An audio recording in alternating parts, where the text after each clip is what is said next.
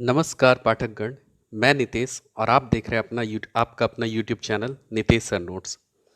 तो हम लोगों ने परिचर्चा इसके पहले वीडियो में किया था मुंडा शासन व्यवस्था। आज हम लोग देखेंगे नागवंशीय शासन व्यवस्था, जो कि झारखंड इतिहास का दूसरा अध्याय है। तो चलिए वीडियो शुरू करते हैं। नागवंशीय शासन व्यवस्था क्या था? मुंडाओं की प्रशासनिक व्यवस्था के कुछ संशोधन के साथ सर्वप्रथम उरांव द्वारा अपनाया गया था। तो मुंडाओं की जितनी भी प्रशासनिक व्यवस्था थी, तो सर्वप्रथम जो बसे थे वो कौन थे झारखंड में आकर? वो मुंडा थे। और मुंडा जब बसे थे तो उनकी प्रशासनिक व्यवस्था लागू हुई थी। और जो प्रशासनिक व्यवस्था थी उसी में कुछ संशोधन के साथ सर्वप्रथम उरांव द्वारा इसे अपनाया गया था। इसका प्रमुख कारण यह रहा कि मुंडाओं के उपरांत झारखंड में उरांव का प्रवेश हुआ। तो मुंडाओं के उपरांत किसका प्रवेश हुआ था? तो मुंडाओं के उपरांत उरांव का प्रवेश हुआ था। प्रथम ईसा सन की सदी में मुंडाओं की राजनीतिक व्यवस्था को नागवंशियों द्वारा आत्मसात किया गया। और यही जो प्रथम ईसा सन की सदी में मुंडाओं की राजनीतिक व्यवस्था को नागवंशियों द्वारा क्या किया गया? आत्मसात किया गया। यानी कि उसकी प्रशासनिक व्यवस्था, राजनीतिक व्यवस्था, हर चीज को क्या किए? मुंडाओं के जितने भी व्यवस्था थी नागवंशियों ने अपने अंदर में आत्मसात किए और उन्हीं के द्वारा लागू जितने भी प्रशासनिक व्यवस्था थी उनको अपनाकर अपना जीवन यापन करना शुरू कर दिया। वस्तुतः नागवंशियों ने पहला व्यवस्था को समाप्त नहीं किया और ना ही इसमें मौलिक परिवर्तन लाने का प्रयास ही किया। तो यानी कि यहाँ पे पहला व्यवस्था जो लागू करवाया था मुंडा, जो व्यवस्था था उसमें पहला व्यवस्था लागू था, उसको समाप्त नहीं किया नागवंशियों ने, उसे उसी तरीके से अपना लिया और इसमें जो मौलिक परिवर्तन लाने का प्रयास भी नहीं किया। तो इसमें जितने भी मौलिक परिवर्तन थे तो इसमें कोई भी मौलिक परिवर्तन में मतलब कोई भी वस्तुतः उसको प्रयास नहीं किया बदलने का। तो नागवंशियों के प्रशासनिक ढांचे का कर प्रणाली और भू राजस्व व्यवस्था मुंडाओं के प्रशासनिक ढांचे के अनुकूल ही रहा। तो नागवंशियों के प्रशासनिक ढांचा किसके अनुकूल रहा था? तो वही मुंडाओं के अनुकूल रहा था।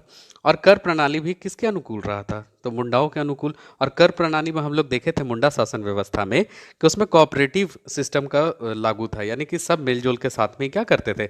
वहाँ राजस्व इकट्ठा नहीं होता था, वहाँ पे सब मेलजोल के साथ में जितने भी पैसे इकट्ठा, मतलब पैसा तो इकट्ठा होता नहीं था। तो जो मिलजुल से जितने भी लोग हकदार होते थे तो मिलजुल कर कोई भी काम को करते थे, पैसे की कोई व्यवस्था नहीं थी। तो भू राजस्व व्यवस्था मुंडाओं का कैसा था?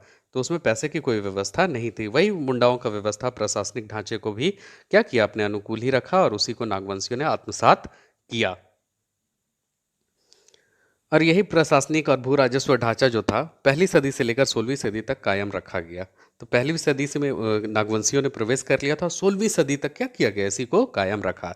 इस परख के हस्तक्षेप पहली बार 1585 में किसने किया था? तो मुगल शासक अकबर ने किया था। तो अकबर के शासनकाल में हुआ। मुगल सरकार यहाँ राजवंशों से भू राजस्व रूप में नजराना वसूल करने लगे। तो 16वीं शताब्दी में अकबर क्या किया था? भू राजस्व के तौर पर नजराना वसूल करना शुरू कर दिया था और यही यहाँ पे हस्तक्षेप हुआ था पहली बार। जो पहली सदी से 16वीं सदी तक कोई भी हस्तक्षेप नहीं था, उसको कौन हस्तक्षेप किया था? तो अकबर किया था और यहाँ पे भू राजस्व के तौर पर नजराना वसूल करने लगा था।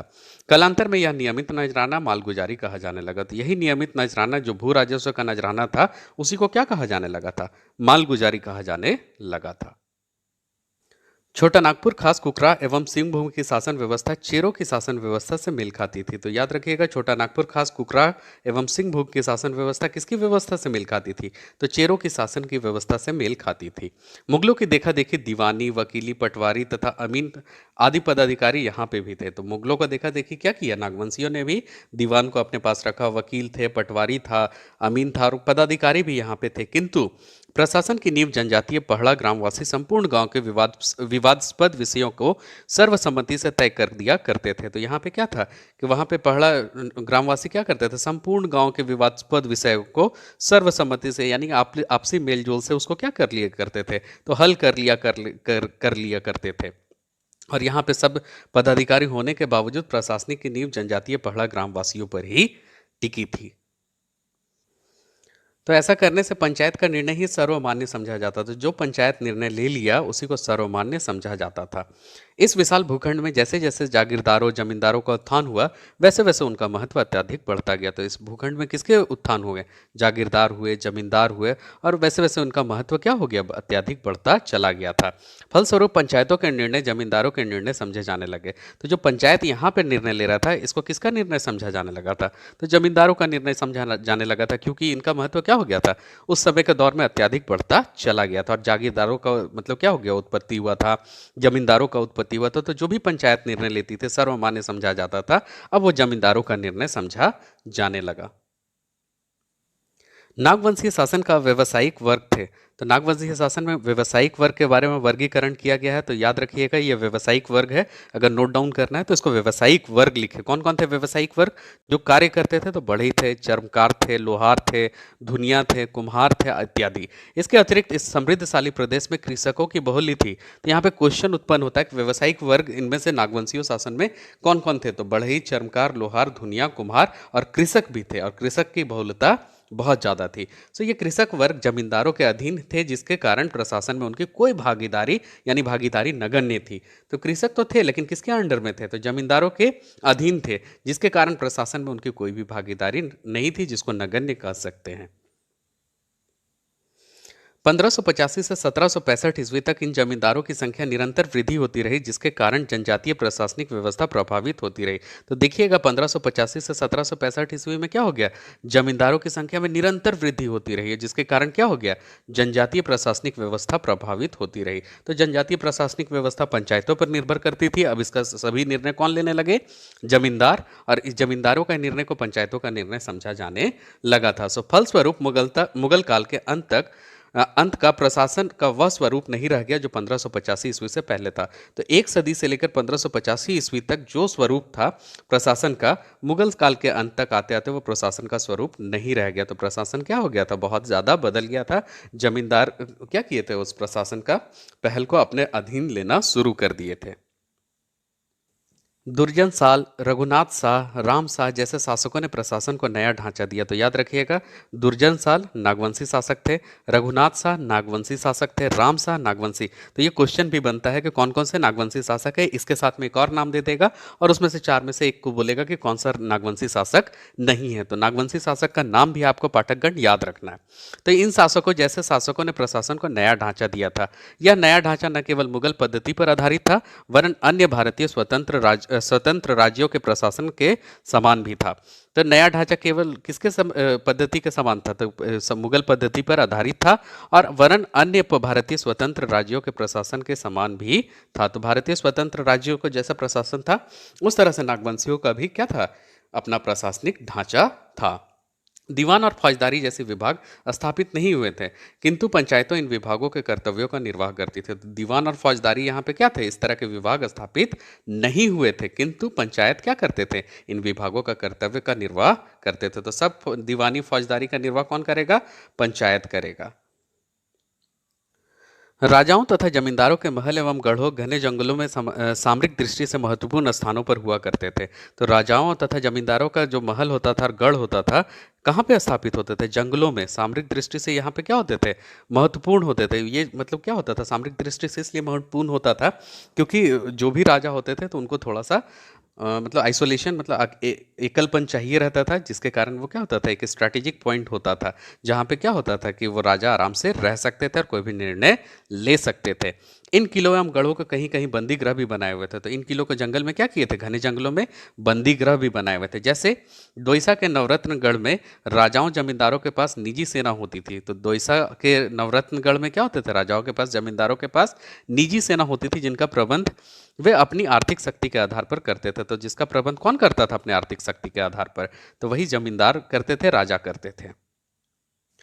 प्रत्येक राजा और जमींदार अपनी ही जाति के लोगों को स्थानीय जातियों के सैनिक के रूप में भर्ती करते थे। तो याद रखिएगा, जो राजा और जमींदार होता था वो क्या करते थे? अपने ही जाति के लोग को स्थानीय या अपने जाति के लोगों को या स्थानीय जातियों को सैनिक में रूप में भर्ती करते थे। तो सैनिक में कौन भर्ती होते थे? ये क्वेश्चन बनता है।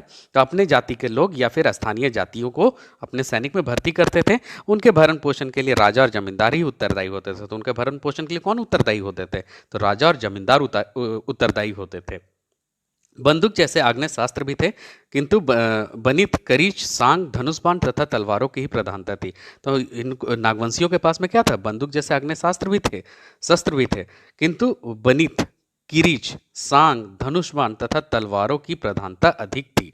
तो इन सब से क्या करते थे? वो युद्ध करते थे, लड़ाई करते थे। पलामू की चेरो सेना में दक्षिण बिहार से आगे घुड़सवारों की काफी बड़ी संख्या थी। तो पलामू के चेरो सेना में दक्षिण बिहार के आगे, तो दक्षिण बिहार के आगे क्या था? घुड़सवारों की काफी संख्या, बड़ी संख्या थी, किंतु छोटा नागपुर खास और सिंहभूम आदि घुड़सवार के सैनिकों की संख्या नगण्य थी। तो याद रखिएगा, छोटा नागपुर खास और सिंहभूम में क्या थी? घुड़सवारी सैनिक की संख्या नगण्य थी, नहीं के बराबर थी। लेकिन पलामू के चेरो सेना के दक्षिण बिहार से आगे घुड़सवारों की काफी बड़ी संख्या में सेना थी घुड़सवारों की। वे विभिन्न भागों में यहाँ आकर बसे। वे शांति प्रिय थे, किंतु साथ ही वह स्वतंत्रता उन्मुक्त विचारधारा वाले, अत्याचार को ना सहन करने वाले दम्मी एवं स्वाभिमानी थे। तो याद रखिएगा कि बहुत सारे विभिन्न विभिन्न भागों से, प्रांतों से आकर कहाँ पे बसे? छोटा नागपुर प्रांत में आकर नागवंशियों ने अपना स्थान बनाया। लेकिन वे कैसे थे? शांति प्रिय थे, किंतु साथ ही स्वतंत्रता उन्मुक्त विचारधारा वाले थे, अत्याचार को ना सहने वाले थे, और दम्मी और स्वाभिमानी किस्म के व्यक्ति हुआ करते थे नागवंशी शासक लोग। मध्यकाल में भू राजस्व निर्धारण तथा वसूली संबंध अधिकारियों के पदार्पण से जमींदारों की निजी स्वार्थ खतरे में पड़ गई थी। तो मध्यकाल में क्या देखते हैं? भू राजस्व निर्धारण हो गया था, वसूली संबंध अधिकारियों के पदार्पण के जमींदारों से निजी स्वार्थ खतरे में पड़ गए थे। तो जो भी जमींदार थे, उनका निजी स्वार्थ क्या हो गया था? खतरे में पड़ गया था। अंततः उनके लिए विद्रोह करना स्वाभाविक हो गया। तो वो क्या करने लग गए थे? फिर विद्रोह पर उतर आए थे। 16वीं सदी के बाद में क्या हुए? नागवंशियों ने विद्रोह कर दिया था। किसके लिए? तो भू राजस्व निर्धारण तथा वसूली के संबंध में। तो भू राजस्व इतना ज्यादा बढ़ चुका था, और नजराना के रूप में क्या करने लगे थे? मालगुजारी का वसूल जो था मुगलों के द्वारा किया जा रहा था। और इसी के स्वार्थ देखा कि जमींदारों ने अपना स्वार्थ क्या हो गया? खतरे में पड़ते देखा, तो इसके कारण क्या किया? विद्रोह करना स्वाभाविक था उनके लिए, और विद्रोह किया भी। तो आज था नागवंशी शासन व्यवस्था। अगर यह शासन व्यवस्था आपको समझ आया हो तो इसे लाइक करें, शेयर करें, सब्सक्राइब करें। धन्यवाद।